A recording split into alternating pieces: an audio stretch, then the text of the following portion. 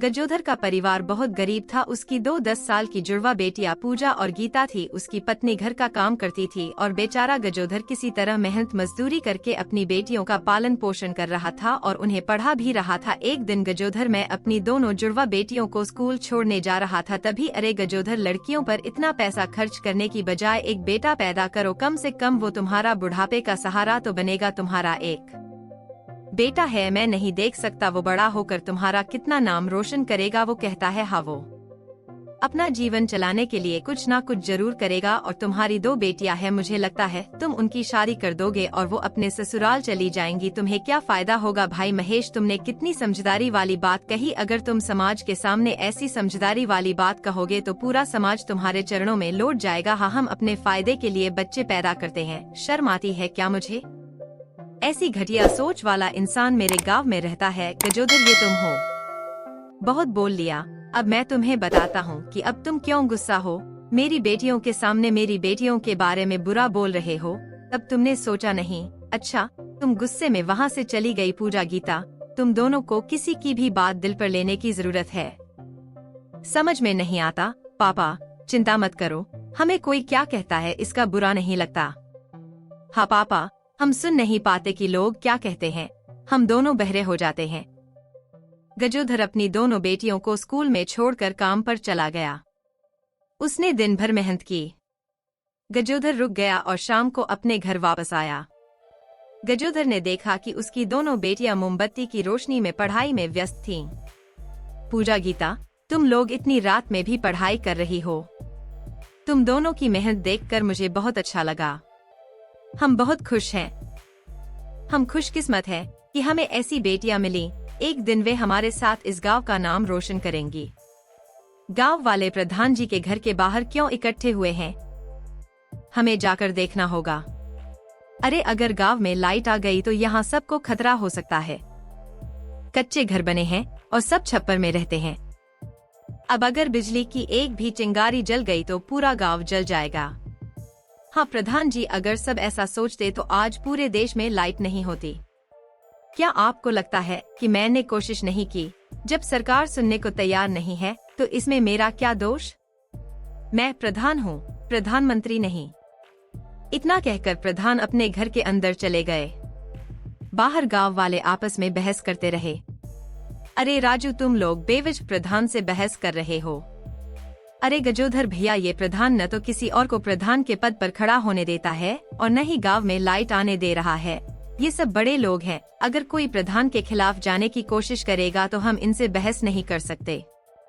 खैर, ऐसे ही दिन बीतते गए। गांव में न तो रोशनी थी और न ही कोई सुविधा। या तो लोग मेहनत मजदूरी करते थे या फिर कुछ लड़के शहर में कमाने जाते थे, लेकिन वे गाँव में ही लौट आते थे। वह नहीं आता था। एक सप्ताह बाद प्रधान ने सभी गांव वालों को बुलाया। देखो गांव वालों, मैं पिछले 1 सप्ताह से लापता था। आप सभी जानते हैं कि मैं कहां गया था।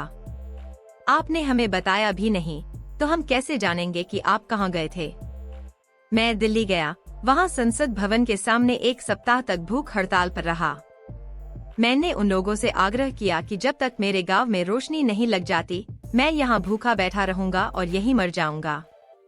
इस बात से प्रधान बहुत खुश हुआ, लेकिन गजोधर की दोनों बेटियां उसकी बातों पर हंसने लगीं।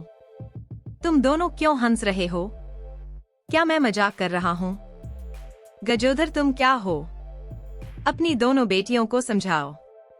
खैर, सरकार ने मेरी बात मान ली है, इसलिए मैं वापस आ रहा हूँ। मैं तो चला गया, पर आप सभी को कागजों पर अंगूठा लगाना पड़ेगा, क्योंकि अगर बिजली की वजह से कोई नुकसान हुआ तो सारा दोष मुझ पर आएगा। इसलिए मुझे सभी लोगों की सहमति चाहिए। गांव वाले बिजली आने से खुश थे, इसलिए सभी ने जल्दी से कागजों पर अंगूठा लगा दिया। देखो मुनीम जी, ये सब बदमाश रोज मेरे घर के बाहर आकर हंगामा करते थे। आज इसका खामियाजा इन गाँव वालों को भुगतना पड़ा। इन लोगों ने अपने सारे खेत हमारे नाम कर दिए हैं, पर अगर कुछ महीने और गांव में बिजली नहीं आई तो ये गांव वाले फिर से हंगामा करना शुरू कर देंगे। इस बार इन सब की कमजोरी मेरे हाथ में है, कोई मेरा कुछ नहीं कर सकता। ऐसे ही दिन बीत रहे थे। अब पूजा और गीता बड़ी हो गई है। गांव के सभी लड़के घूमते फिरते हैं, जबकि हमारी बेटियां भी पढ़ रही हैं, दूसरी लड़कियों को पढ़ा रही हैं और पैसों से हमारी मदद भी कर रही हैं। आप बिल्कुल सही कह रहे हैं महिमा पापा, कुछ सालों बाद आपको कोई काम करने की जरूरत नहीं पड़ेगी। इस प्रधान ने लोगों के साथ बहुत बढ़िया काम किया है। 15 साल बीत गए लेकिन गांव में रोशनी नहीं आई। उल्टा सारी जमीनें प्रधान के नाम पर हैं। सारे गरीब गांव वाले साल भर खेतों में मेहनत करते हैं और प्रधान उन्हें बस इतना अनाज देता है कि बाकी प्रधान अपने पास रख लेता है।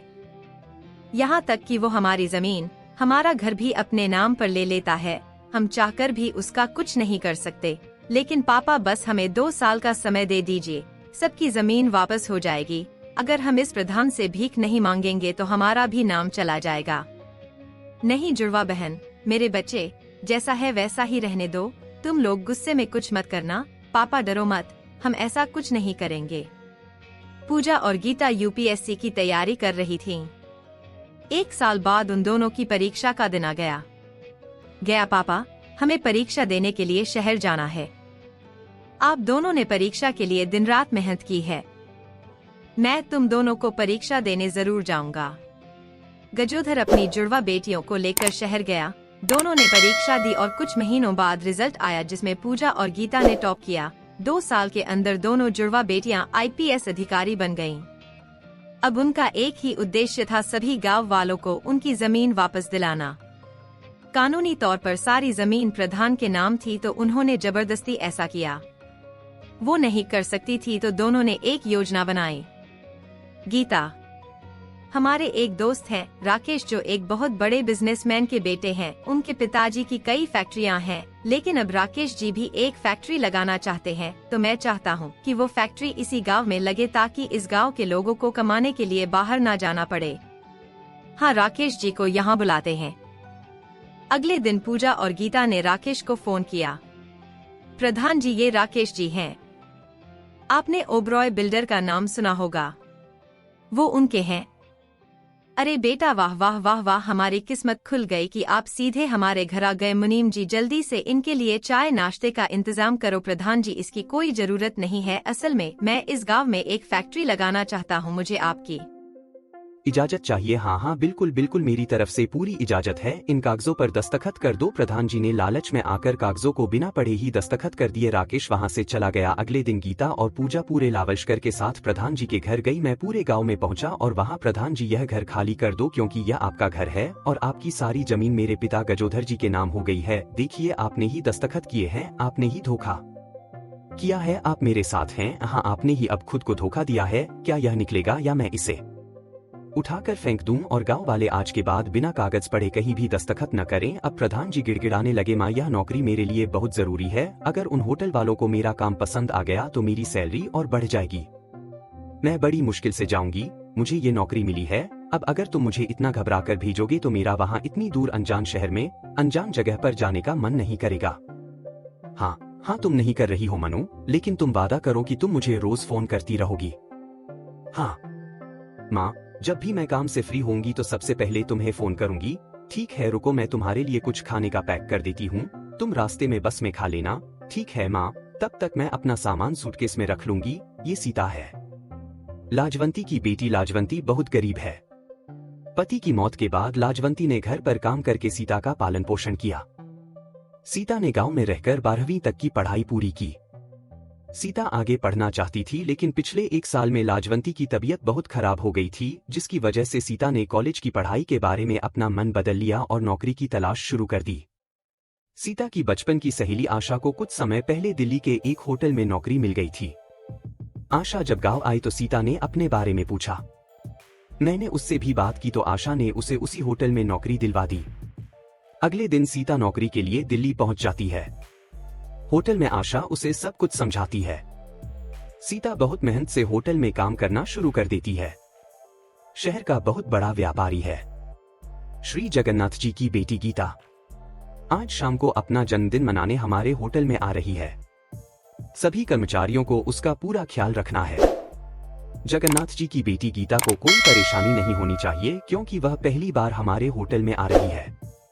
समझ गए? हाँ सर, हम पूरा ख्याल रखेंगे। मैंने सुना है कि वह विदेश में पढ़ी लिखी है और बहुत विनम्र है। अभी सुबह ही मैंने रिसेप्शन पर फोन उठाया था। वह बहुत तीखी आवाज में बात कर रही थी। हमें बहुत सावधान रहने की जरूरत है, चाहे थोड़ा ही क्यों न हो। अगर मुझे शिकायत करने का मौका मिला तो मैं जानता हूँ कि मैनेजर बेवजह नाराज हो जाता है। ठीक है, तो हम बहुत ख्याल रखेंगे। अरे, माँ का फोन आ रहा है। नमस्ते हाँ माँ। नमस्ते सीता, जन्मदिन की बहुत बहुत शुभकामनाएं मेरी बेटी। मेरे जन्मदिन पर धन्यवाद माँ। आपका आशीर्वाद मेरे लिए बहुत महत्वपूर्ण है। आज सीता का भी जन्मदिन है। यह सुनकर सभी स्टाफ सदस्य सीता को जन्मदिन की बधाई देते हैं। अरे सीता, आज तुम्हारा भी जन्मदिन है। जन्मदिन मुबारक हो, जन्मदिन मुबारक हो सीता। खैर, आज सब किस्मत की बात है। तुम्हारा जन्मदिन है और तुम किसी और के जन्मदिन की तैयारी कर रही हो। और एक तरफ जिस लड़की का आज जन्मदिन है वह इतनी भाग्यशाली है कि वह इतने बड़े होटल में अपना जन्मदिन मना रही है। कहते हैं न कि सब किस्मत से होता है। अब ये सब छोड़ो, चलो अपना काम करो। बहुत सारी तैयारियां करनी है सीता। मैनेजर साहब तुम्हें बुला रहे हैं। हाँ, मैं अभी आ रही हूँ। सीता मैनेजर के पास जाती है। सीता, मैं तुम्हें गेट पर गीता मैडम का स्वागत करने की विशेष ड्यूटी दे रही हूँ। आपको वहां खड़े रहना है। जैसे ही वो एंट्री लेगी, आप उसके साथ रहेंगे और देखते रहेंगे कि उसे किसी चीज की कमी ना हो। और एक काम करो, अपनी ड्रेस की जगह कोई अच्छी सी स्मार्ट ड्रेस पहन लो ताकि अच्छा इंप्रेशन पड़े। जी सर। सीता को होटल के गेट पर ड्यूटी मिलती है। सीता के पास अपनी कोई अच्छी ड्रेस नहीं थी, इसलिए आशा उसे अपनी खूबसूरत ड्रेस दे देती है। सीता तैयार होकर गेस्ट के आने का इंतजार कर रही थी, तभी एक आदमी उसके पास आया। तुम वहां कार के पास हो। कोई आवाज दे रहा है, अरे गीता मैडम नहीं आई हैं, मैं कार के पास जाकर देखता हूँ। जी हाँ। सीता जैसे ही कार के पास जाती है, अचानक 2-3 बदमाश उसे जबरदस्ती पकड़कर कार में बैठा लेते हैं और उसका मुंह बंद करके उसे बेहोश कर देते हैं। सब कुछ इतना अचानक होता है कि सीता को संभलने का मौका ही नहीं मिलता। कार किसी अनजान रास्ते पर भाग जाती है। इस समय तक गीता भी होटल से बाहर आ चुकी थी। गीता को देखकर सभी हैरान रह जाते हैं। गीता बिल्कुल सीता जैसी ही है। अरे सीता, तुम यहाँ क्या कर रही हो? इस गाड़ी में क्यों बैठी हो? बाहर आओ, गीता मैडम के आने का समय हो गया है। माफ करना, ये क्या बदतमीजी है? क्या तुम्हारा स्टाफ मेहमानों के साथ ऐसा व्यवहार करता है? मेरा नाम गीता है, सीधा नहीं हूँ। क्या तुम्हें नहीं बताया गया कि आज मेरा जन्मदिन है और मैं जश्न मनाने आ रही हूँ? गीता, ये कैसे हो सकता है? तुम सीता हो? मैडम आशा, तुम सही कह रही हो, तुम्हारी शक्ल बिल्कुल सीता से मिलती है। हमारे स्टाफ की एक लड़की गीता। ये सब सुनकर हैरान हो गई। मैंने अभी सीता को फोन किया, वो अभी गेट पर ड्यूटी दे रही थी। तभी एक लड़का दौड़ता हुआ आता है। सर सर सर, कुछ लोग सीता को गाड़ी में पकड़ कर ले गए हैं। सीता बेहोश थी, मैं पीछे भागा पर गाड़ी आगे थी, वो पहले ही जा चुके थे। वो कोई बदमाश लोग होंगे सर। गीता डर गई। उसने अपने पिता के मोबाइल पर फोन किया और सारी बात बताई। गीता के माँ और पिताजी भी वहाँ पहुँच गए। मैनेजर के पास सीता की माँ का मोबाइल फोन नंबर था। जब सीता की माँ को पूरी बात पता चलती है तो वह तुरंत बस पकड़ कर दिल्ली आ जाती है। अचानक सब कुछ उल्टा हो जाता है। अरे लाजवंती, इतने सालों बाद मैं तुम्हें यहाँ देख रहा हूँ। तुम कहाँ गायब हो गई थी? मुझे माफ करना साहब, मुझसे बहुत बड़ी गलती हो गई। सीता तुम्हारी बेटी गीता की जुड़वा बहन है। उस रात तुमने एक नहीं बल्कि 2 बेटियों को जन्म दिया। मेरे मन में लालच आ गया। मेरी कोई संतान नहीं थी, इसलिए मैं तुम्हारी एक बेटी को चुरा कर अपने साथ गाँव ले आया। लेकिन मुझे नहीं पता था कि आज मेरी सीता को उसकी गलती की सजा मिलेगी। मेरी जुड़वा बहन सीता, माँ, पिताजी, सीता को बचा लो। मुझे पता है यह सब किसका काम है। मुझे लगता है कि अशोक ने सीता को गीता समझ लिया था और मुझसे बदला लेने के लिए वह गीता का अपहरण करना चाहता था। चिंता मत करो, ऐसा करो, वह ज्यादा दूर नहीं गया होगा। हम पुलिस की मदद से उसे पकड़ लेंगे। गीता के पिता श्री जगन्नाथ पुलिस को सूचित करते हैं और कुछ ही घंटों में पुलिस अशोक को पकड़ लेती है। सीता को जब सच्चाई पता चलती है तो वह सुरक्षित मिल जाती है। गीता उसकी जुड़वा बहन है और उसके असली माता पिता श्री जगन्नाथ और ममता हैं, इसलिए वह बहुत रोती है। मेरी बच्ची सीता, तुम इतने सालों से हमसे दूर रही हो। सीता, हमारी बच्ची, मेरी बहन सीता, तुम इतने सालों से मुझसे दूर रही हो। मैं भी तुम सबको पाकर बहुत खुश हूँ। और माँ, तुमने ऐसा क्यों किया? तुम मुझे मेरे ही माता पिता से क्यों दूर ले गई? सीता और गीता एक दूसरे को गले लगाती हैं। मुझे माफ कर दो सीता, मुझे माफ कर दो। अब तुम अपने परिवार के साथ खुश रहो। मैं तुम्हें अपना चेहरा कभी नहीं दिखाऊंगा। मैं तुम्हें नहीं दिखाऊंगा। मैं हमेशा के लिए जा रहा हूँ, तुम कहीं नहीं जाओगी। मेरे बचपन में जो कुछ भी हुआ, मैंने बचपन से ही तुम्हें अपनी माँ माना है। मैं तुम्हारे बिना नहीं रह सकता। माँ सीता अपनी माँ को गले लगाती है क्योंकि लाजवंती ने उसका पालन पोषण किया था। सीता को उसका असली परिवार मिल जाता है, अपनी जुड़वा बहन मिल जाती है और वह अपना नया जीवन शुरू करती है।